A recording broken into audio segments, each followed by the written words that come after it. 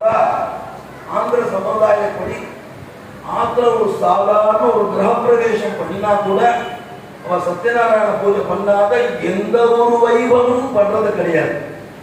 நாம லோகத்துல அனுபவத்துல இல்லாதனால இது நமக்கு தெரியல.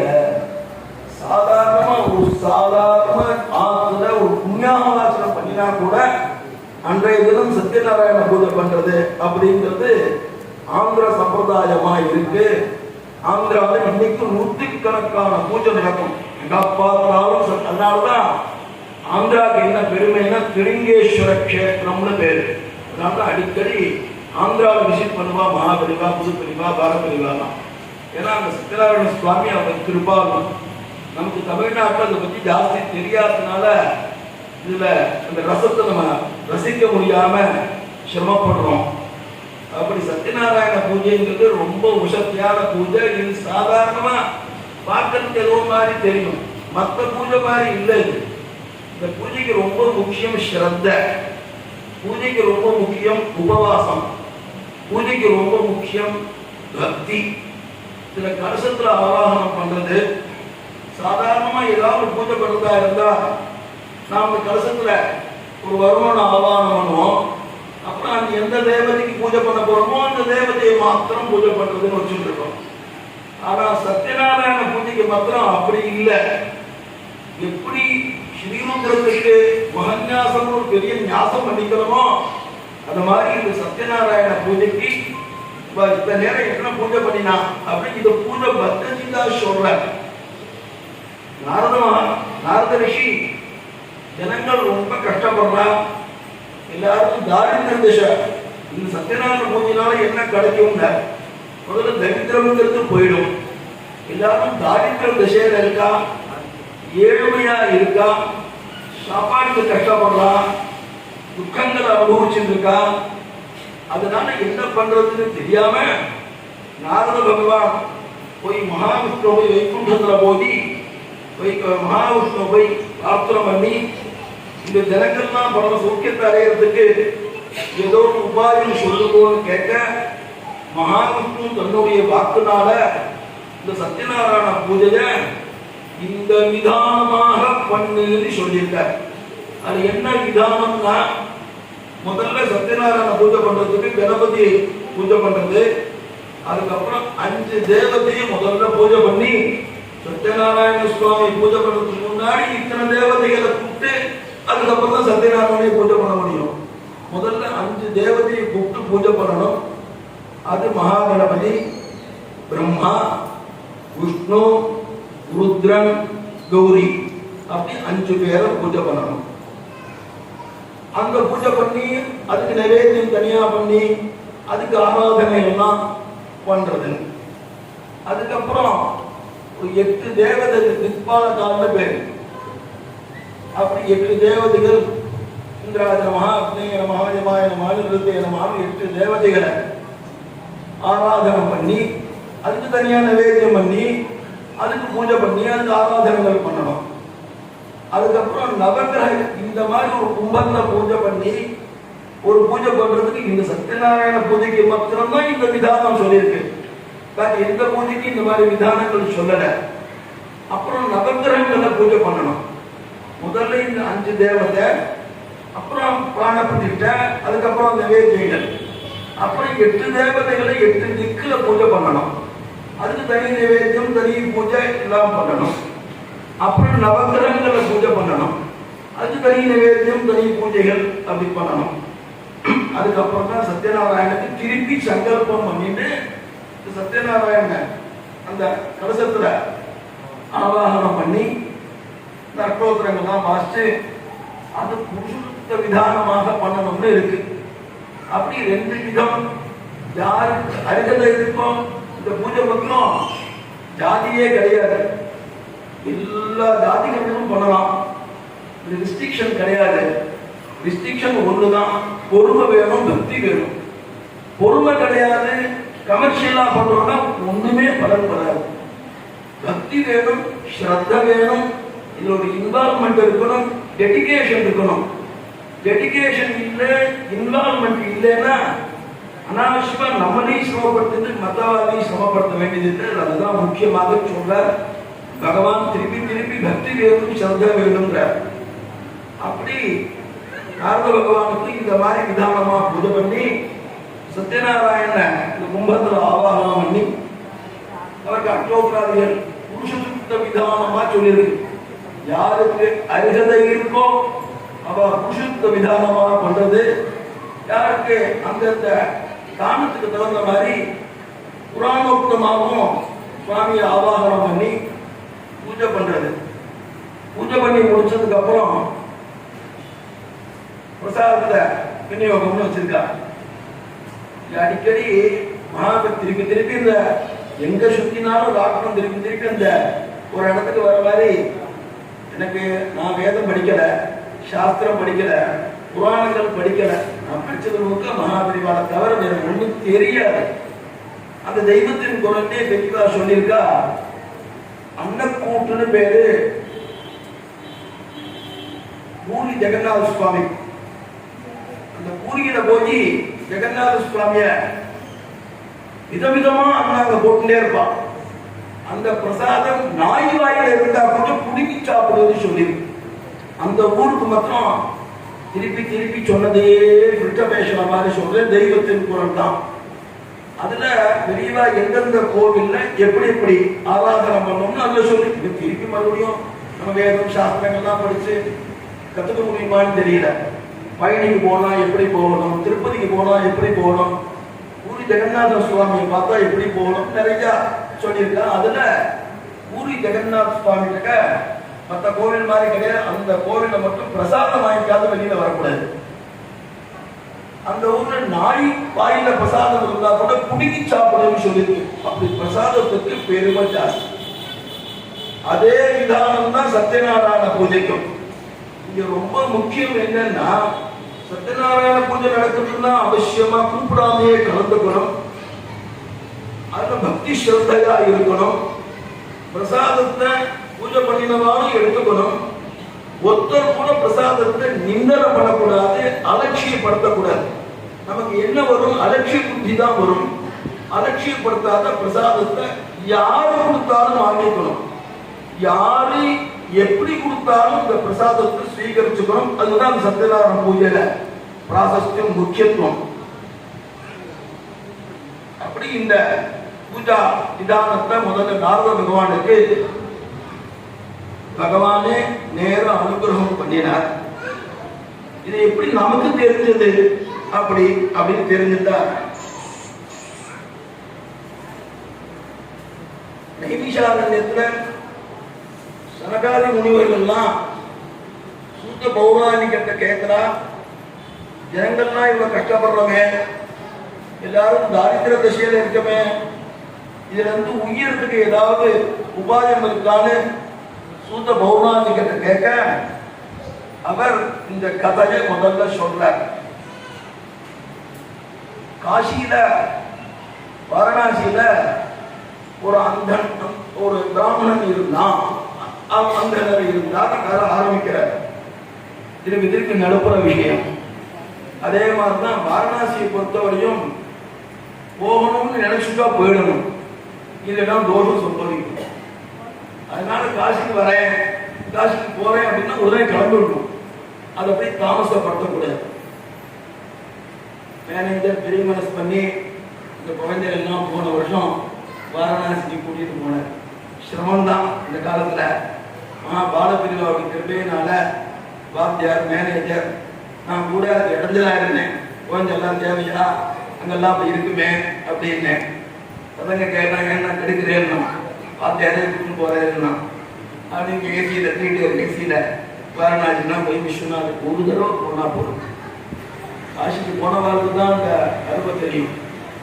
மகாக்ஷேத்திரம் அப்பேற்பட்ட க்ஷேத்திரத்துல இந்த காலத்துல காசிக்கு போறதுன்றது பெரிய விஷயம்.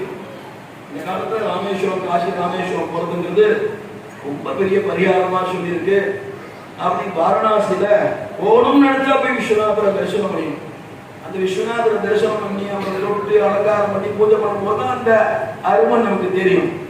அப்படி வாரணாசியில ஒரு அந்தனர், ஒரு பிராமண குலத்துல சேர்ந்தவர், பிராமணன் பிறந்த பிக்ஷை எடுக்கணும். அவர் பிக்ஷை பண்ணி இப்படி சாப்பிட்டு இருந்தார். ஒரு காலத்துல அவருக்கு பிக்ஷையும் கிடைக்கல. பிராணத்தியாகம் பண்ற ஸ்டேஜ், பிக்ஷை கிடைக்கலையேன்னு ரொம்ப வருத்தப்பட்டு சிரமப்பட்டு விஸ்வநாதா விஸ்வநாதா அப்படின்னு காசி பெருமையை சொல்லும் போது விஸ்வநாதர் ஒருத்தரை கூட பட்டி போட மாட்டார். காசிக்கு அத்தனை பெருமை. நீ பார்த்து இருந்து பார்த்தாதான் அது அருமை தெரியும். இந்த காசியில ரொம்ப பிக்ஷைக்கு சிரமப்பட்ட காலத்திலும் பிக்ஷை கிடைக்கல. அந்த சமயத்துல பகவான் விஸ்வநாதனையே பிரார்த்தனை பண்ணிட்டு இருந்தார். விஸ்வநாதர் தீர்மானம் பண்ணினார். கிருபாலு விஸ்வநாதர் அனுபவத்துல தான் அவருக்கு தெரியும். வேடிக்கையா ஒரு புராண கதை ஒன்று உண்டு. மணிகர்ணிகா காசிக்கு போனவாருலாம் இந்த ப்ராஜெக்ட்லாம் தெரியும். மேயத்துக்குலாம் ரத்தாட்டில் அப்புறம் போயிட்டு வந்துட்டாரு அயோத்தியெல்லாம். காசியில மணிகர்ணிகா காட்டில் போய் பார்க்கணும். அப்படி நம்மள அறியாத வேதாந்த ஞானங்கள்லாம் வரும். காசியில ஒரு பரம பிச்சைக்காரன் இருந்தான். அவன் குஷ்டவியாதி உடம்பு முழுக்க சொட்டின்னு இருக்கு. அவன் நாய் கையில் வச்சுட்டு இருக்கான். போய் பிக்ஷை எடுக்கிறதுக்கு போனா ஏதோ அவனை பார்த்தா எல்லாரும் ஓடி போடுவார். ஏதோ ஷாப்பிங் போடுவான், வாசலை வச்சுட்டு போயிடுவான். அதை எடுத்துட்டு வருவான். ஏதோ மிஞ்சி சாப்பிடுவான். ஒரு நாளைக்கு சுவாமி அவனுக்கு தீர்மானம் பண்ணினார். அவனை ஜனங்கள் அவன் பக்தியா இருக்கான்றதை காமிக்கணுங்கிறதுக்காக விஸ்வநாதர் நேரம் வந்தார். ரொம்ப எனக்கு பசிக்கிறது, ஆகாரத்தை கொண்டு வந்தார். அவன் தங்கிட்ட வச்ச சேஷங்கள் 4 நாள் பழைய கையில் வச்சிருந்தான். அது கையில் எடுத்து அவர்கிட்ட கொடுப்பான். அவர் ருச்சியா சாப்பிட்டார். நான் யாருன்னு தெரியுதுன்னு கேட்டார். அண்ணா தெரியுதுன்னா விஸ்வநாதர். என்னப்பா கண்டுபிடிச்சேன்னா எங்கிட்ட ஒன்றும் பிக்ஷை எடுத்து தைரியமா சாப்பிடாத விஸ்வநாதர் தான் சாப்பிட முடியும். திட்ட வருமான கிருபை. அப்படி காசியில ஒருத்தர் கூட பச்சை கிடக்க முடியாது. அன்னக்கூட்டுன்னு பேரு. தீபாவளி டயத்துல போய் பாருங்க, 10 நாள் 15 நாளைக்கு பிரசாதம் விநியோகப்படுத்துவா. அன்னக்கூட்டுன்னு பேரு. அன்னபூர்ணி அப்படி கிருப்பாலும். அப்பேற்பட்ட காசியில ஒரு அந்தனர் பிராமணன் பச்சை கிடக்கான்னா விஸ்வநாதர் உட்கார்ந்து போறான். கடவுள் வேஷத்துல இவங்கிட்ட வந்தார். என்னப்பா பட்டி கிடத்திருக்கியே, பிக்ஷை கிடைக்கலையா? அவன் துக்கமா பேசுறான். யாரும் எனக்கு பிக்ஷை போட மாட்டேங்கிறா, நான் பட்னியா இருக்கேன், இப்படி வாழணுமான்னு தெரியல அப்படின்னு ரொம்ப துக்கப்பட்டான். சுவாமி சொன்னார், கவலைப்படாதப்பா, நான் ஒரு பூஜையை விதானம் சொல்லித்தரேன். சத்யநாராயண பூஜைன்னு இருக்கு.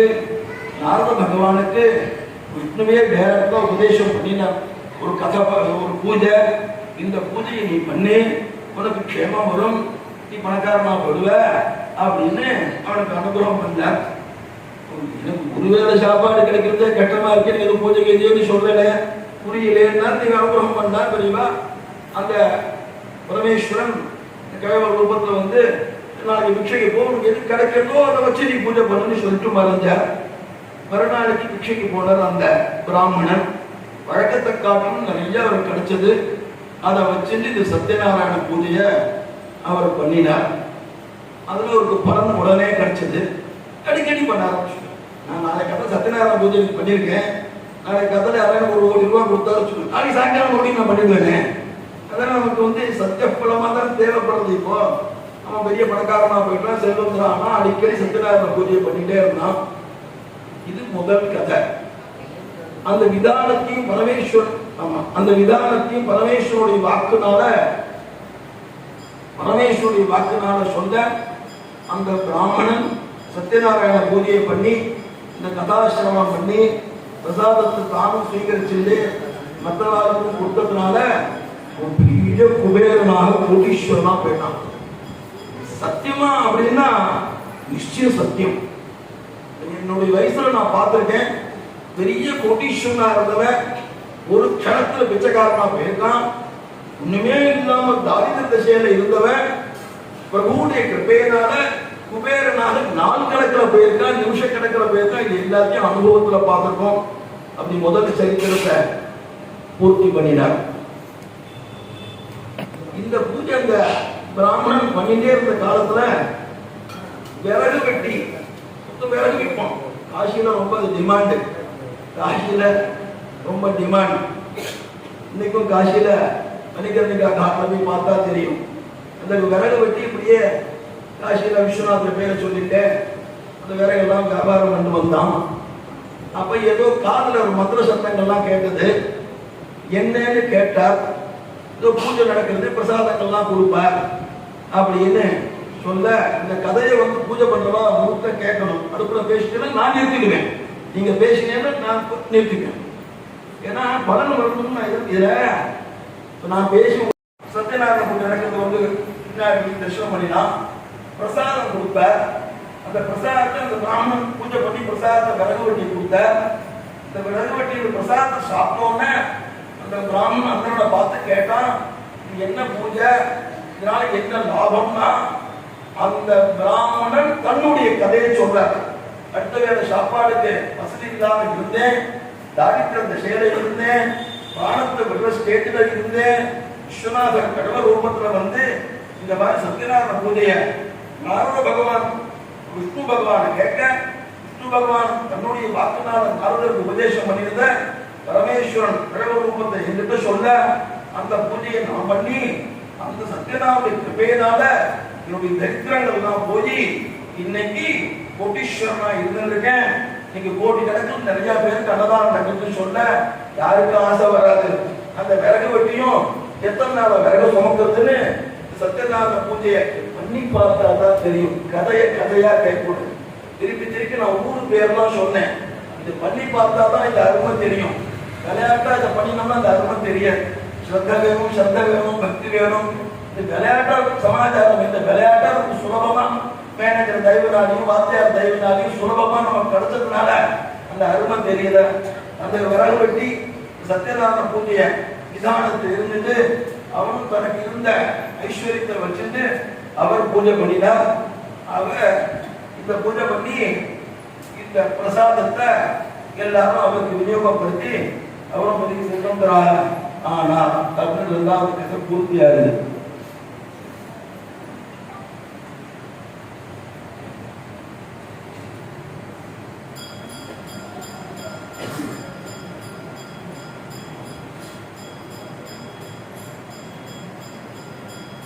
மூணாவது கதையாக உல்காமுகன்னு ஒரு ராஜா, அவர் பொதுவாகவே அவருடைய பத்னி சத்யநாராயண பூஜைய விதானங்களை தெரிஞ்சுட்டு ரொம்ப ஸ்ரத்தா பக்தியுடன் அஸ்ரத்தையா இல்லாம இதுல அலட்சிய புத்தி, இதுல யாருக்காவது அலட்சிய புத்தி இருந்தா இந்த பூஜை பண்றது டோட்டல் வேஸ்ட். இதுல அலட்சிய புத்தியே இருக்கக்கூடாது. ரொம்ப இன்வால்வ்மெண்ட் இருக்கணும், ரொம்ப பக்தி இருக்கணும். அதுக்காக சொல்லிட்டே திருப்பி திருப்பி சொன்ன பதத்தையே அப்படி உட்கார்ந்து ஒரு ராஜா தன்னுடைய பத்னி சத்யநாராயண பூஜையில ரொம்ப ஆசை ஜாஸ்தி. அவன் இந்த பூஜையை பண்ண அவன் பரம க்ஷேமங்களை அடைஞ்சான். அந்த சமயத்துல வியாபாரி ஒருத்தன் இப்படி வாசல் வழியா போனான். ராஜா ஏதோ பூஜை பண்ணிட்டு இருக்கார், பிரசாதங்கள்லாம் கொடுக்குறான், கேசரிலாம் கொடுக்க போறா, அதனால எப்படி சாப்பிடலாமேன்னு அந்த வணிகர் வந்தார். அந்த வணிகர் கேட்டா இந்த பூஜையினால என்ன பலன், எதுக்காக பண்றேன்னு கேட்க, ராஜா தன்னுடைய புத்திர பிராப்தி இல்லை, குழந்தைகள் இல்லை, குழந்தைகளுக்காக இந்த பூஜை பண்றேன் அப்படின்னு சொல்ல, எனக்கும் குழந்தை இல்லை, எனக்கும் குழந்தை பிறந்தா இந்த சத்யநாராயண பூஜை இந்த நாரத பகவானுக்கு விஷ்ணு என்ன விதானத்துல சொன்னாரோ அந்த விதானத்துல இந்த பூஜையை ஸ்ரத்தா பக்தியுடன் நான் பண்றேன்னு சுவாமிகிட்ட பிரார்த்தனை பண்ணினேன். முதல்ல பிராமணன் பூஜை பண்ணினான், விறகு வெட்டியும் பூஜை பண்ணினார், அந்த உட்காமுகனும் பூஜை பண்ணினார், அந்த வியாபாரி பூஜை பண்ணல.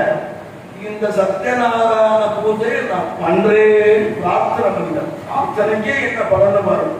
பிரார்த்தனை பண்ணினார், எனக்கும் நல்ல புத்திர சந்தானம் குழந்தை பிறந்தா இந்த சத்யநாராயண பூஜையை பண்றேன்னு பிரார்த்தனை பண்ணினார். பிரசாதத்தை ஸ்வீகரிச்சிருந்தார். அந்த வணிகனுக்கு ஒரு குழந்தை, ஒரு புத்திரி பிறந்தா. நாளோருக்கு எங்கி போன ஒரு வண்ணமாக இந்த குழந்தை பிறந்துன்னு வந்தது. பத்னிங்கிற வந்து எனக்கு அதனாலே சொல்லியிருக்கேன், பல வேஷத்துல இருப்பான்னு.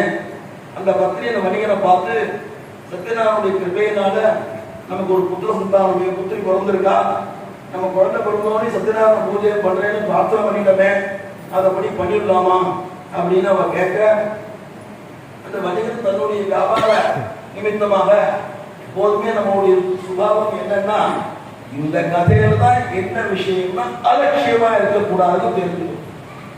அந்த வணிகன் தனக்கு குழந்தை பிறக்கணுங்கிறதுக்காக பிரார்த்தனை பண்ணினான். குழந்தை பிறந்தா சத்யநாராயண பூஜைய எந்த விதானத்துல பண்ணணுமோ அந்த விதானத்துல பூஜை பண்றதாக பிரார்த்தனை பண்ணினான். அந்த ராஜாவுக்கும் குழந்தை பிறந்தது, அந்த வணிகருக்கும் குழந்தை பிறந்தது. இந்த ராஜா திருப்பி சத்யநாராயண பூஜையை விதானமா பண்ணிட்டே இருக்க, க்ஷேமத்தை அடைஞ்சிட்டே இருக்க.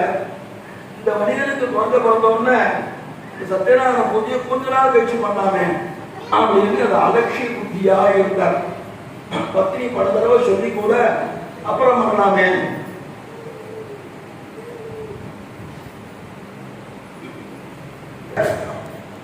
அந்த வணிகர் நாளைக்கு பண்ணாமே, குழந்தைக்கு தானே ஒரு வயசாயிருக்கு, பிரார்த்தனை பண்ணி பிறந்தோடனே பண்ணிடணுமா, ஒரு 2-3 வருஷம் கழிச்சு பண்ணலாமே, 5 வருஷம் கழிச்சு பண்ணலாமே, 10 வருஷம் கழிச்சு பண்ணலாமே, வருஷ கணக்குல அப்படி நீக்கிட்டான்.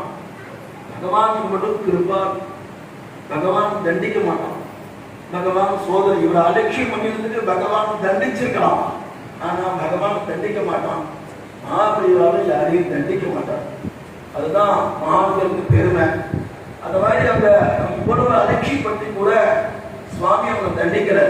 அவனுக்கு ஞாபகப்படுத்தணுங்கிறதுக்காக அவனுக்கு ஒரு சோதனை மாதிரி ஒரு விஷயத்தை கொடுத்த. அவன் தன்னுடைய பொண்ணுக்கு விவாகமும் ஆயிடுது. அந்த விவாகம் மாப்பிள்ளை ரொம்ப அனுகூலமா கிடைச்சான். என்ன அனுகூலம்னா இவருடைய வியாபாரத்தே மாப்பிள்ளை இருக்கான், அது மாப்பிள்ளையாவே கிடைச்சிருக்கான், பையனாவும் இருக்கான், மாப்பிள்ளையாவும் இருக்கான். அப்படி 2 பேரும் மாமனாரும் மாமனாரும் மாப்பிள்ளையும் சேர்ந்து இப்படி ரத்னங்கள்லாம் வியாபாரம் பண்ணுறதா போனா. அங்க ரத்னசாகர நகரம்னு ஒரு இடத்துல வியாபாரம் பண்ணது போனார். இந்த வியாபாரம் முடிஞ்சு ராஜா வரணும், ராஜாவை பார்த்து பாக்கி ரத்தத்தை கொடுத்துடலாம் அப்படின்னு தீர்மானம் பண்ணி அந்த உள்ள சத்திரத்துல தங்கினான்.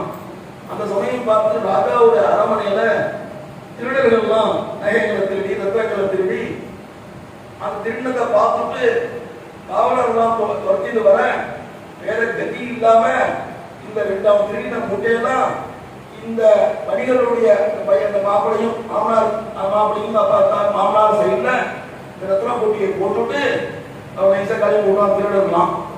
இந்த பின்னாடி இருந்த காவலர்லாம் பார்க்க அவ இந்த ரத்னங்கள்லாம் இவன் தான் திருடினான், ஏன்னா அவங்ககிட்ட தான் மூட்டை இருக்கு, யாரையாவது ஒன்று ராஜாட்ட காமிக்கணும், அவனும் உத்தமம் போயிடும். இவா தான் திருடினான்னு தீர்மானம் பண்ணி இந்த 2 வணிகரையும் இந்த ரத்னங்களையும் ராஜாட்ட கொண்டு போய் சமர்ப்பிக்க, ராஜா யோசிக்காமலே இந்த ரத்னங்கள்லாம் பக்கத்துல தான் இருந்தது, ஆகையினால இவனை ஜெயில போடு அப்படின்னு தருணை கொடுத்துட்டார். முதல்ல பூஜை பண்ணினதுனால தரித்திரம் போச்சு, 2வது பூஜை பண்ணதுனால அதுல சந்தானம் ஏற்பட்டது, 3வது அலட்சியம் பண்றதுனால இந்த தண்டனை ஏற்பட்டது. சிறையில போட்டுட்டான். இவா சிறையில இருக்கா, கட்டமும் வந்துச்சுன்னா சேர்ந்தாப்புறம் வந்துடும். இவா சிறையில இருக்கா, போன 2 பேருமே வரலன்னு இங்க வீட்டுல வணிகருடைய விசாரங்கள்லாம் கவலைப்பட அந்த அவாவின்றையும் திருட்டுக்கள் ஏற்பட்டு தாரித்திர திசைக்கு வந்து ரொம்ப சிரம திசைக்கு வந்துட்டா அலட்சியத்தினால் வேற கதி தெரியாம இப்படி வெளியில போனான். ஒரு இடத்துல சத்யநாராயண பூஜை நடந்தது.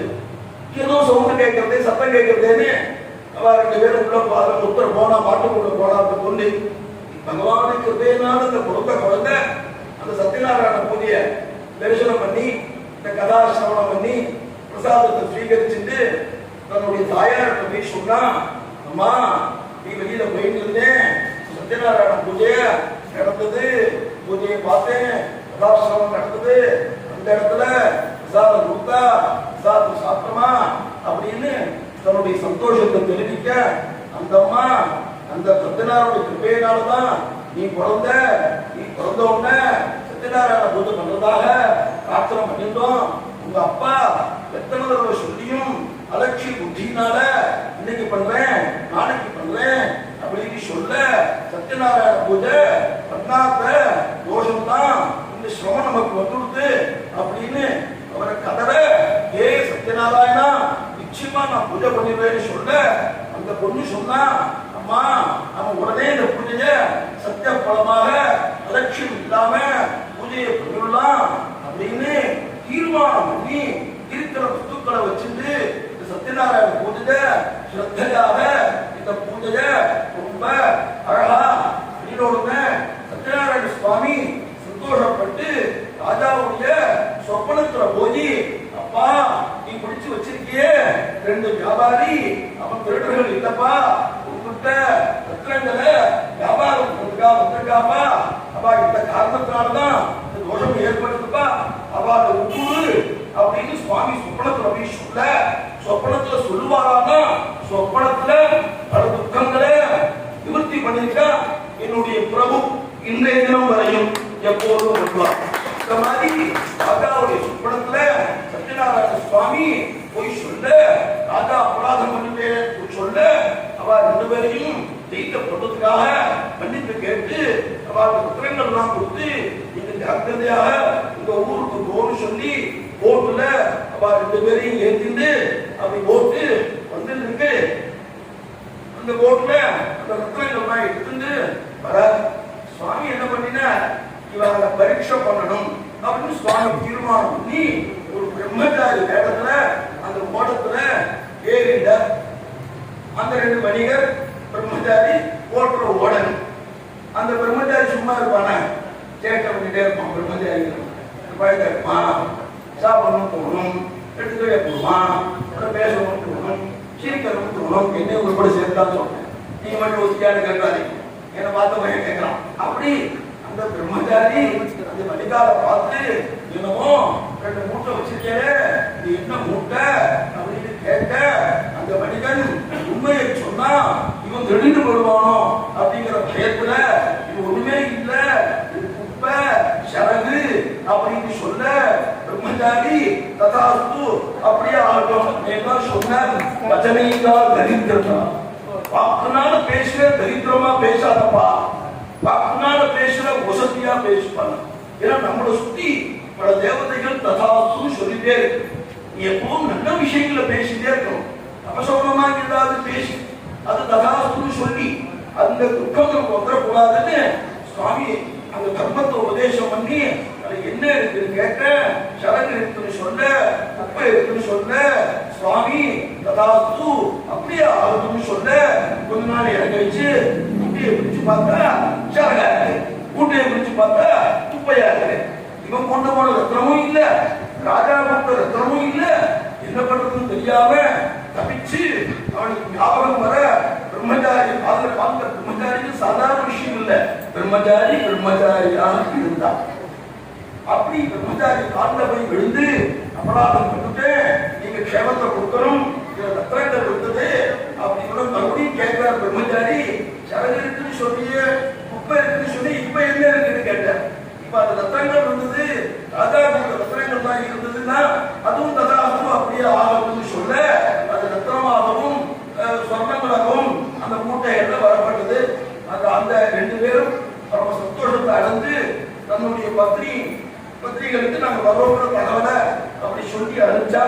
அந்த சமயத்துல இந்த வணிகனுடைய சம்சாரமும் 2 வணிகனுடைய சம்சாரமும் சத்யநாராயண கூட்டத்தை ரொம்ப சிரத்தையாக பண்ணிட்டு இருந்தார்.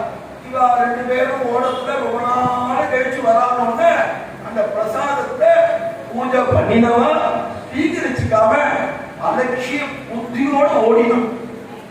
அலட்சியம்னு சொல்லலாம், இல்ல நிந்திச்சேன்னு சொல்லலாம். அவ பறந்து தன் பக்தாவை பார்க்கணுங்கிறதுக்காக திருப்பி மறுபடியும் சொல்றேன்.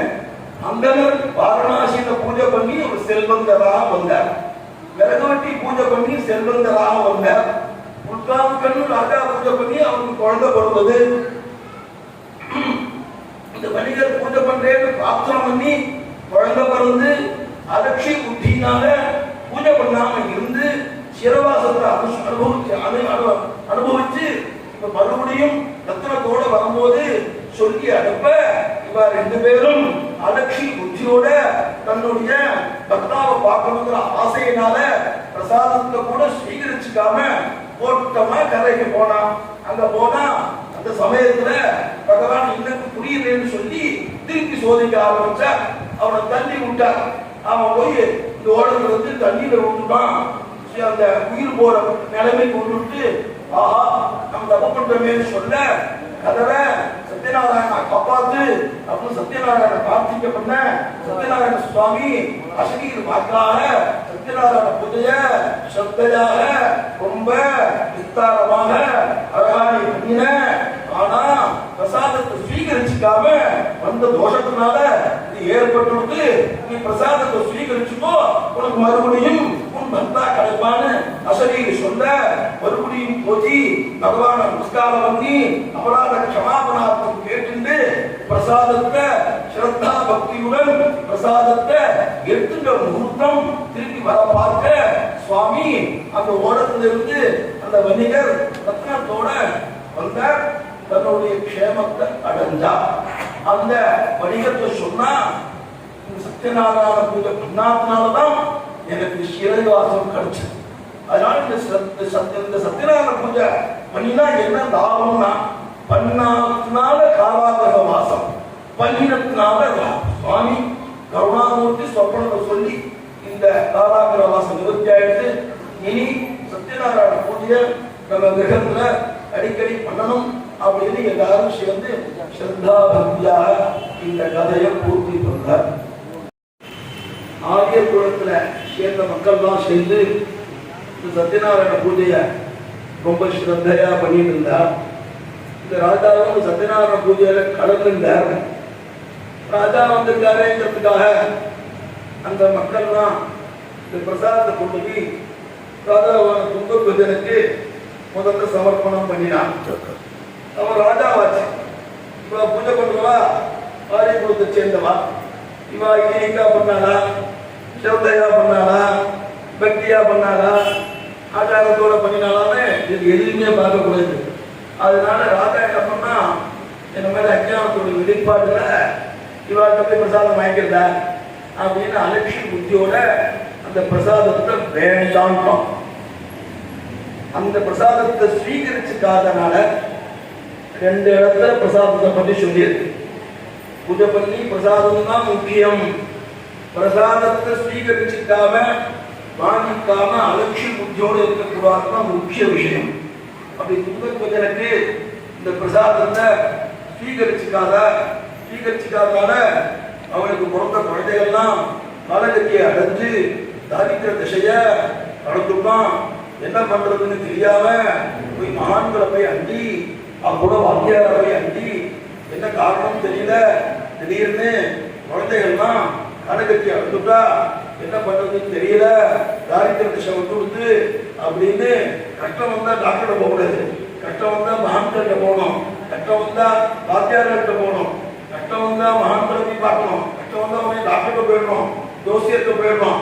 அப்படி தெரிஞ்சது அவர் சொல்ல அதெல்லாம் போய் மகான்களை தான் முதல்ல பார்க்கணும், டாக்டர்கள் தான் கூட வாத்தியார்களை போய் பார்க்கணும் அப்படின்னு அந்த துங்கபஜங்கிற அந்த ராஜா உடனே போய் தன்னுடைய மகான்கள் போய் சந்திச்சு இதனால இந்த தாரித்திரம் வந்தது, இதனால என்னுடைய குழந்தைகள்லாம் காலகத்தி அடைஞ்சான்னு கேட்க அவ ரிஷிகள் தன்னுடைய ஞான வெற்றியினால நீ சத்யநாராயண பூஜை நடந்த இடத்துல அவ அதே கொடுத்துட்டாளா பிரசாதம் கொடுக்குறா, அந்த பிரசாதத்தை ஸ்வீகரிக்காம அலட்சிய புத்தியாக அதை நிராகரிச்சதுனால இந்த பாபம் உனக்கு வந்துடுத்து, நீ சத்யநாராயண பூஜையை பண்ணணும், பிரசாதத்தை ஸ்வீகரிச்சுக்கணும் அப்படின்னு சொல்ல திருப்பி அதே கொடுத்த பூஜை பண்ண சத்யநாராயண பூஜை பண்ற இடத்துக்கே வந்து பிரசாதத்தை ஸ்வீகரிச்சுட்டு அதனால க்ஷேமத்தை அடைஞ்சு சத்யநாராயண பூஜை விதானோத்தமா பண்ணி அவன் தன்னுடைய குழந்தைகளை மறுபடியும் பகவான் கொடுத்த தன் குழந்தைகளோட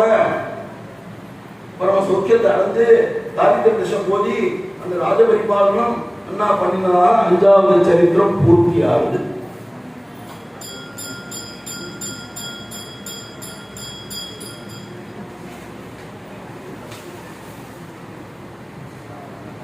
இனிமேதான் ஒரு சுவாரஸ்யம் இருக்கு.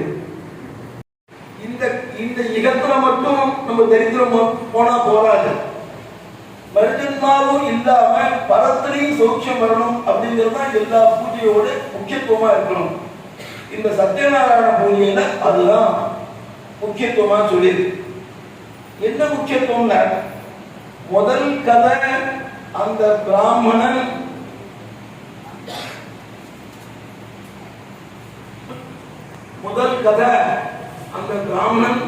கிழவர் ரூபத்தில் வந்த பரமேஸ்வரன் சொன்னத ஸ்ரத்தா ரூபமாக சத்யநாராயண பூஜையை பண்ணினதுனால யுகத்துல தன்னுடைய தாரித்திரம் போதி கோட்டீஸ்வரனாக குபேரனாக இருந்தான் அப்படின்னு பூர்வ சரித்திரம்.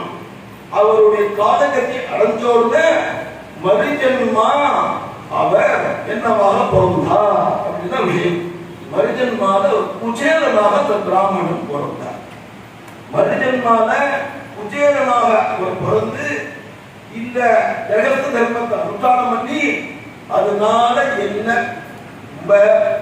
இந்த அகோபிரமணத்துக்கு நான் விஷயத்தை அத்தியனம் இருக்கும் போது அங்கிருந்து ஒரு சுவாமிகளை தேர்ந்தெடுத்த ஆண்டவர் ஆசிரமம். அந்த சுவாமிகள் இந்த கிராமத்துக்கு ஒரு சம்ஸ்கிருத வாத்தியார், நாங்களாம் அவருக்கு சம்ஸ்கிருதம் வாசித்தோம். அவர் திடீர்னு சுவாமிகளாயிட்ட அவர் இந்த கிராமங்களுக்கு உபகாரம் பண்ணிட்டு நான் போகணுங்கிறதுக்கு என்ன பண்ணினாருன்னா அந்த குஜேலோபாக்கியம் சொன்னார். குஜேலன்னு ஒரு தடவை நம்ம சொன்னா நம்ம தரித்திரங்கள்லாம் போயிடுது தமிழ்சாஸ்திரம். இந்த குஜேல கதையெல்லாம் உங்களுக்கு எல்லாருக்கும் நல்லா தெரிஞ்சிருக்கும். அப்படி மறுஜன்மால குஜேலனாக பிறந்து கிருஷ்ணனோட அத்தியனம் பண்ணி கிருஷ்ணனுக்கு சகபாடியா இருந்து கிருஷ்ணனை பார்க்கறதுக்கு எத்தனை புண்ணியம் பண்ணியிருக்கணும். கிருஷ்ணனோட சகபாடி, கிருஷ்ணனோடய விளையாண்டுருக்கான், கிருஷ்ணனோட படிச்சிருக்கான். அப்படி சுதாமாங்கிற பேர்ல அவர் கிருஷ்ணனோட அத்தியனம் பண்ணி அந்த கிருஷ்ணர் அந்த குஜேலனை சுதாமாவுடைய கால அலம்பி ருக்மிணியும் சத்யபாமாவை கூப்பிட்டு நீ தீர்த்தத்தை போட சொல்லி தன்னுடைய கையினால குஜேலனுடைய கால அலம்பி தன்னுடைய மேல போட்டிருக்கிற பட்டு வஸ்திரத்தினால அதை தொடச்சு பூஜை பண்ணினார்லாம்.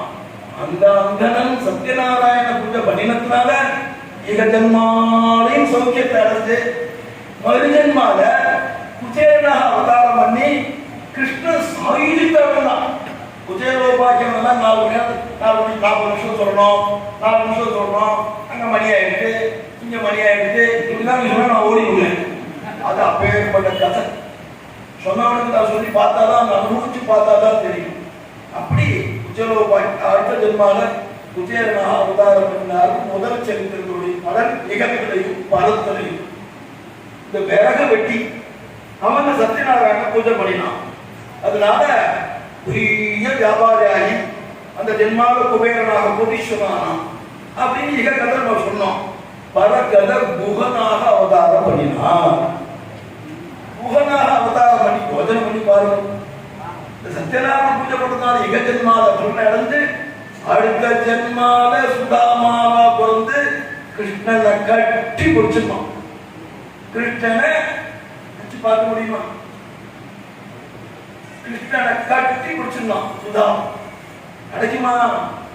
அடுத்த விறகு வெட்டி குகனாக பிறந்தான். அவர் என்ன வகுப்பினர்னு தெரியும்.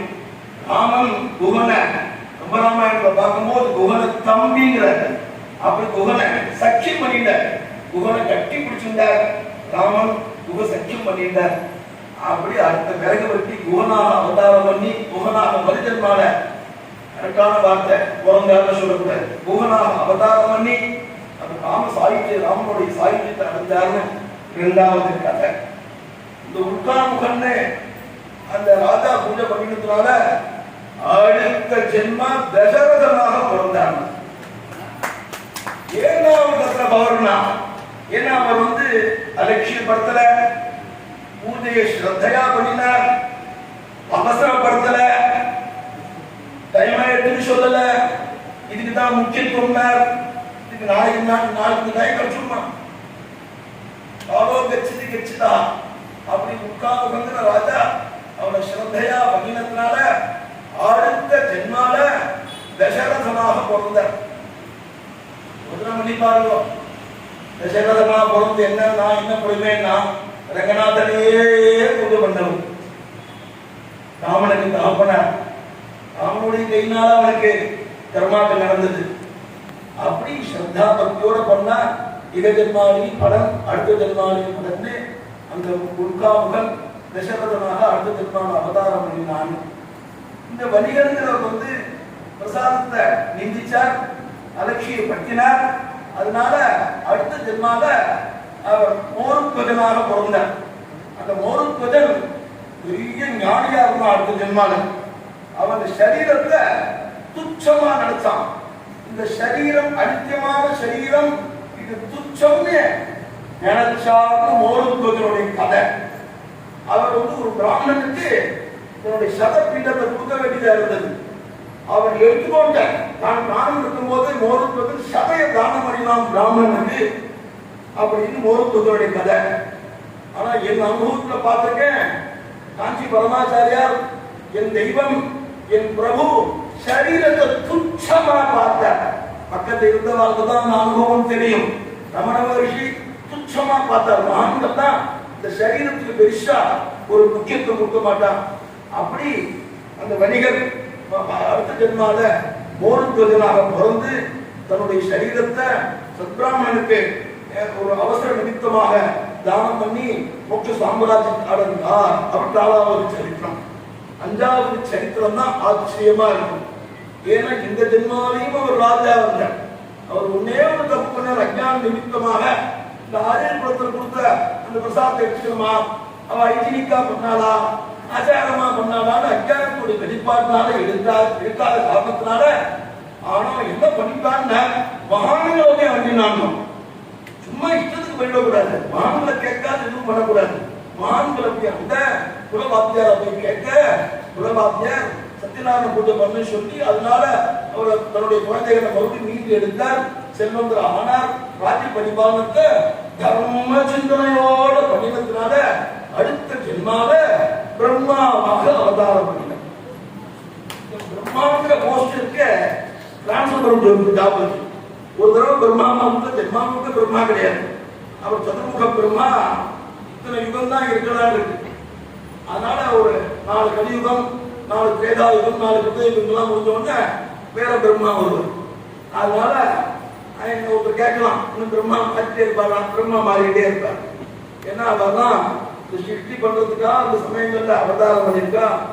அப்படி 4வது கதையில அந்த துங்கல் பஜன்கிற மகாராஜா அடுத்த ஜென்மால பிரம்மாவாக அவதாரம் பண்ணி நமக்கு க்ஷேமங்களை கொடுத்தாரு. சத்யநாராயண பூஜை. இந்த 5 கதையிலிருந்து நம்ம என்ன தெரிஞ்சுக்கிறோம் அப்படின்னா, சத்யநாராயண பூஜையை அலட்சியப்படுத்தக்கூடாது. சத்யநாராயண பூஜை ஸ்ரத்தா பக்தியா பண்ணணும். சத்யநாராயண பூஜை பண்ணும்போது மணியை பார்க்கக்கூடாது. சத்யநாராயண பூஜை பண்ணும்போது நம்முடைய மனசு முழுக்க சத்யநாராயணன் இருக்கணும். பிரார்த்தனை பண்ணினா நிச்சயமா அதை பண்ணிடணும்னு தெரிஞ்சுக்கணும். சும்மா கதை நித்தா கேட்கறதுன்னா அவசர நிமித்தமாக சில சமயங்களை பார்த்திருப்பேன். அது தெய்வத்துக்கு தான் நான் பார்த்திருக்கேன். அந்த நம்ம அவசரத்தை என்ன பண்ணுவோம், ஹாஸ்பிட்டல் ஏதாவது நமக்கு சிரமங்கள் ஏற்பட்டா வாய்க்கு வந்து பிரார்த்திப்போம். நம்மளால ஜென்மால பண்ணவே முடியாது. பண்ண முடியாத பிரார்த்தனை என்ன பண்ணிப்போம், அதை பண்றேன் இதை பண்றேன்னு பிரார்த்திப்போம். சுவாமியும் பிரார்த்தனை பண்ணிக்கான்னு சந்தோஷப்பட்டு ஏமாந்து போய் ஒரு அனுகிரகம் பண்ணுவேன். சுத்தமா யாத்திரை வந்தோடனே என்ன பிரார்த்தனை பண்ணாலே மறந்து. அப்புறம் கட்டவங்க தோசை எடுத்து போனா அவன் சொல்லுவாங்க, ஏதோ பிரார்த்தனை பண்ணிருக்க, என்ன பிரார்த்தனை பண்ணிருக்கேன்னு தெரியல அப்படின்னு அவன் ஒரு கதை விடுவான். ஆனா அவன் நம்ம இன்னும் ஜாஸ்தி சிரமத்தை உண்டாக்கிடுவான். என்னன்னா, நீ ஏதோ பிரார்த்தனை பண்ணிருக்க, அது என்ன பிரார்த்தனைன்னு தெரியல, நீ போய் கண்டுபிடிச்சுக்கோமா, அது எதுக்கு என்கிட்ட விடுவோம். சிவசிவா நீ ராத்திரி இருக்கிறோமே ஆண்களால்தான் முடியும். அது என் தெய்வத்தினால் மட்டும்தான் முடியும் பிரமாணம் சொல்ல முடியும். என் தெய்வம் புஸ்தகங்களை பார்த்தோம். ஆச்சாரிய அனுபவங்கள் புஸ்தகம், ஆச்சாரிய உபன்யாசங்கள் புஸ்தகம், தெய்வத்தின் குரல் புஸ்தகங்களை படிச்சு பார்த்தா தெரியும். தெளிவா சொல்லியிருக்கா, நீ அந்த கோயிலுக்கு போன, இந்த தப்பு பண்ணிட்ட, இந்த பணம் போடல, அதனால இந்த திருப்பதிக்கு போன, தரிசனம் பண்ணின, நான் காலகத்தி போக சொன்னா பெரியவாங்க. எங்க மடத்து சம்பிரதாயம் இந்த மேற்குடிமையெல்லாம் போட்டுக்கூடாது. எங்க மடத்து சம்பிரதாயம் இந்த முட்டி வெளியெல்லாம் வேட்டி கட்டிக்கூடாது. நாங்களாம் செட்டியாருக்கு குரு. அதனால நாங்க தலையத்திலே வேட்டி கட்டி நகையெல்லாம் நிறைய போட்டுட்டு தங்கப்படாக்கெல்லாம் போயிட்டு தாமரை இருக்க வேண்டியது. மகாபலிவா தான் இந்த மாதிரி ஒரு வேஷத்தை மாத்தினான். என்ன காலகத்தி போயிட்டு வாங்கினான். அப்ப இந்த சின்ன வயசு நான் வந்து இங்க காலகத்தி கிடைச்ச உடனே அந்த உற்சாகத்துல காலகத்தி போயிட்டு வந்தேன். தெளிவா காலகத்தி போயிட்டு வந்தேன். காஞ்சிபுரத்துக்கு வந்து காலகத்தி போயிட்டு வந்தேன்னு சுவாமி பேர் என்னன்னா யாருக்கு தெரியும்? சுவாமி பேர் தெரிஞ்சுட்டு தான் போனேன். ஏதோ போனேன்னு திருச்சம் பண்ண வந்தாச்சு. பரவாயில்ல, மறுபடியும் போனேன். மறுபடியும் போனேன். பேப்பர்ல எழுதிட்டு திருப்பி நெக்ஸ்ட் பண்ணிட்டு வந்தேன். சுவாமி பேர் என்னன்னா காலேஸ்வரீஸ்வரன் ஞானாம்பிகைன்னு சொன்னேன். சுவாமி எப்படி இருந்தாருன்னா சுவாமி சுவாமியா இருந்தாரு. சுவாமி சுவாமியா இருந்தார் அப்படின்னு இல்லைன்னா மறுபடியும் போனா போக மாட்டேன்னு மறுபடியும் போயிட்டு வாங்கினா மறுபடியும் போனேன். திருப்பி வந்தா திருப்பி என்னன்னு கேட்டா காலேஸ்வரி ஞானாம்பிகை. அந்த கோவில்ல மட்டும்தான் பெருமை என்னன்னா சுவாமியும் அம்பாவும் பின்பக்கம் பின்பக்கமா இருக்கும். பாக்கி எந்த கோவிலையும் சுவாமி கிழக்க பார்க்க இருப்பார், அம்பா கிழக்க பார்க்க இருப்பார். அந்த மாதிரி சில இடங்கள்ல மேற்க பார்க்க அத்தீத குஜாம்பிகாவா மேற்க பார்க்க இருப்பார். அந்த மாதிரி இருக்கும். அந்த கோவில மட்டும்தான் காலஹஸ்தீஸ்வரர் இப்படி இருப்பார், ஞானாம்பிகை இப்படி இருப்பார். இது ராகுன்னு பேரு. இதுக்கு ராகு கேது நடுப்புல போகக்கூடாது, போகவும் முடியாது. நம்ம ஒருத்தருக்கு தர ஒருத்தருக்கு உடம்பு. நான் காலஹஸ்தி போன எல்லாம் தெரியும். இந்த பக்கம் காலஹஸ்தீஸ்வரர் இருப்பார், இந்த பக்கம் ஞானாம்பிகை. குறுக்க ஒரு செவரு தான். இது குறுக்க கூட போக முடியாது, சுத்தி சுத்தி தான் போகணும். காலஹஸ்தீஸ்வரர் அவ்வளவு பெரிய விசேஷமாக சொல்லியிருக்கு. பரிகாரம் பண்ணினா அப்படி விதமான காரியங்கள்லாம் நடக்கும். அனுபவத்துல பார்த்துருக்கோம். அப்படி காலஹஸ்தி ஞானாம்பிகை காலஹஸ்தீஸ்வரர்னு சொல்றோம். பெரிய தலைவர் என்னன்னா சாப்பிட விட போறது இல்லை, பட்டி போடுறதுன்னு தீர்மானம் பண்ணிட்டேன் அப்படின்னு முன்னாடி போய் எல்லாத்தையும் நோட் பண்ணிட்டு வந்து சொன்னேன். அது மாதிரி ஏதாவது சின்ன அபராதம் கூட நம்மளை பண்ண விட மாட்டா நம்ம குருநாதன். அது மகாபரிவா பல பேருக்கு நீ பிரார்த்தனை பண்ணிட்ட, அதை பண்ணல, அதனாலதான் சுமம் வந்தது. நீ போய் அந்த பிரார்த்தனைய பூர்த்தி பண்ணி க்ஷமங்கள் வரும்னு சொல்லி பல குடும்பங்கள்ல பல பெரியவா காப்பாத்திட்டா. இது புஸ்தக பிரமாணம். பிரார்த்தனை பண்ணினா நம்மளால எது முடியுமோ அதை பிரார்த்தனை பண்ணணும். அந்த பிரார்த்தனையும் தர்மசாஸ்திரத்துக்கு உட்பட்டு இருக்கணும். ஸ்திரீகள்லாம் அங்க பிரதட்சணம் பண்றேன்னு பிரார்த்தனை பண்ணுவாங்க. எக்காரணம் கொண்டும் ஸ்திரீகள் அங்க பிரதட்சணம் பண்ணக்கூடாது. அப்படி தர்மசாஸ்திரங்கள்ல உட்பட்டு பிரார்த்தனைகள் பண்ணணும். பிரார்த்தனைகளை ஞாபகம் வச்சுட்டு அதை பூர்த்தி பண்ணிடணும். அப்பதான் நமக்கு க்ஷேமம் வரும். அப்படிங்கிறத இந்த கதையிலிருந்து நம்ம தெரிஞ்சிடணும். இந்த சத்யநாராயண பூஜை பண்ணா என்ன என்ன கிடைக்கும்? நமக்கு ஜென்மார காராக்கிற வாசம் நமக்கு வராது. டெய்லி இருந்ததுன்னா நிச்சயமா இந்த மாதிரி விஷயத்துக்கே நம்ம இடம் வராது. நம்ம இழந்த எத்தனை வஸ்துவா இருந்தாலும் சரி அத்தனையும் சுவாமி திருப்பி கொடுத்துருவார். மருஜன்மாவி க்ஷேமம் வரும்னு சத்யநாராயண பூஜை தீர்மானம் பண்ணியிருக்க. அடுத்த விஷயம் இது